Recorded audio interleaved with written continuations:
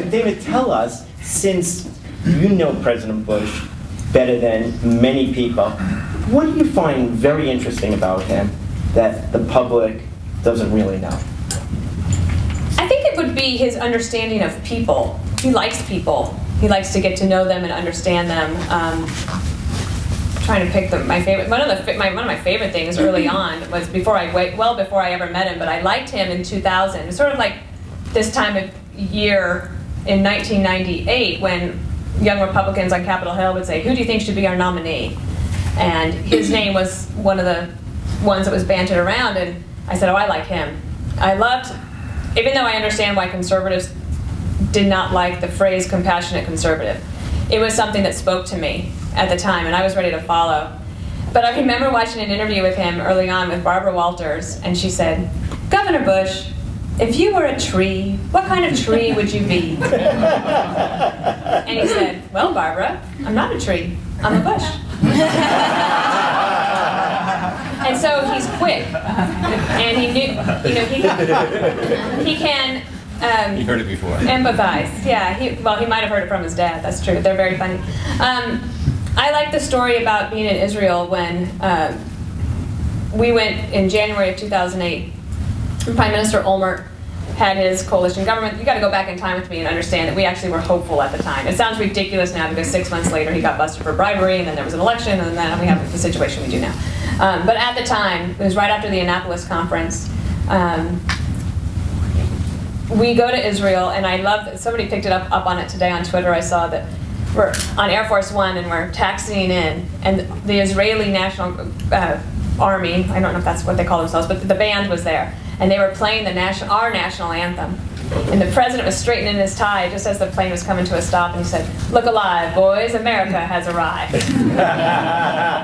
And we went down, and it was, he's introducing all of us to Prime Minister Olmert in the delegation line, and he has a nickname for all of us. So he's going down like Chichianes, so Jojo Hagen, Sweet Dana, like going down the line. So it was very conversational and chatty, and we spent the day, we visited President Perez, we went over to Ramallah, to Abbas, and we came back to Olmert's for dinner. And we're at this table, really long, narrow table, there's a picture of it in the book, and I was sitting at the end with Rafi Atan, and this is where I learned a lesson. Always read the CIA brief before you go to dinner with the president, because I had no idea that Rafi Atan was this incredible war hero. Do you know him? Jonathan Polo and everything. An amazing person, and I'm sitting next to him, and he is a little hard of hearing. And just the way the translation worked, his title in the government was Minister of Pensions and Old People. And he kept raising his wine glass to me and saying, "Bon appetit!" I'm like, "Yes, yes, sir." And at one point, the president looks down at me and is like, "What are you two doing down there? Have some decorum." So we knew that there was somebody in the government on the Israeli side who was vehemently against the planned discussion for the next day on the peace deal.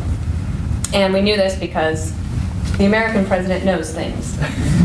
And Olmert says, "Oh, thank you so much for coming. We love America. It means so much that you're here." And he's effusive, and it's all feeling very good. And the president finally says, "Thank you. Thank you for having us. We are glad to be here too. My mother calls me the first Jewish president." And he said, "But I'm going to tell you something right now. If there is anybody sitting across the table from me waiting to attack this good man as soon as he makes a tough decision, please tell me now, because I'm the president of the United States of America, and I will not waste my country's capital on you if you aren't serious." And it was so quiet. And I remember I got tears in my eyes because it was this moment of just American strength. And I love that. I just read Ian Brummer's book today about superpower and our choices in the future, and I'm for indispensable America. That's how I am. I was raised that way, and it's what I believe. So there's a kerfuffle on the other side of the table. They're uncomfortable. Like, no, there's no problem here. There's no problem. And the president says, I really want to know how your families came to Israel.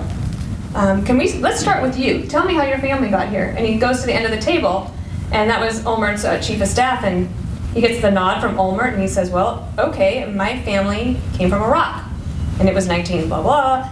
And the next one, Ukraine, Hungary, Poland, Argentina. And at this end of the table, they're looking down going, "Wait, your dad was in Poland in 1928? Because that's when my dad was there, and they must have known each other. And there's all these small world experiences that happen over a course of about 25 minutes.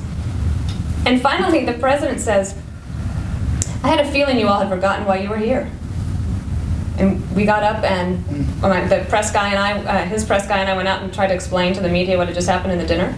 And the next morning, actually, it's kind of a good part of the story, I went into Air Force One, and this gets to the answer to your question of what is it about him that people don't know. And it's this understanding of how to advance a goal by appealing to people and humanity and bringing them together and saying, what's in your national interest, not your self-interest, guy who wants to attack the good man, but what is in the national interest. So we were on Air Force One the next day going to Kuwait, and I needed an answer on something before I talked to the press. And so I went and knocked on his door at his suite at the top of in the front of the plane. And I don't like to bug him. This is a little private time. And he says, come on in, have a seat. And I said, oh no, I just don't, it's okay. And he said, no, I could use the company. So I sat down and I said, so, about last night. And he's like, pretty cool, huh? Yeah, it was very cool. And I asked him, how did you know that was going to be effective to try to bring them together? And he said he just had a sense.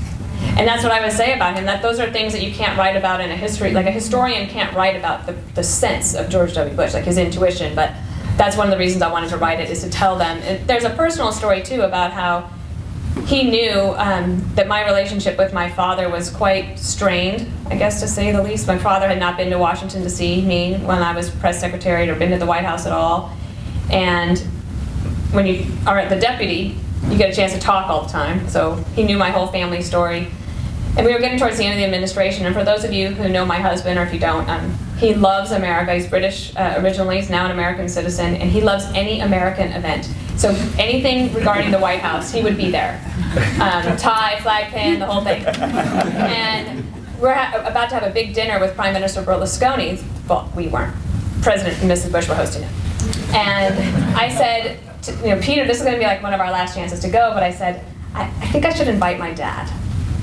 And I fully expected my dad to decline, but he surprised us and he accepted. And so my dad's from a cattle ranch, as was I, and he'd never worn a tux before, so my husband gets him a plane ticket, rents him a tux, and I didn't bother the president with it because I'm sure people in this room will remember what the early October 2008 was like. Financial crisis, anyone? So I didn't want to bug him, but we got on the Air Force Marine one day, and I was sitting across from him, and he boarded the chopper, and he's looking out the window, waving at everybody on the South Lawn, and he didn't look at me, and he said, so, I see you invited your dad to the White House.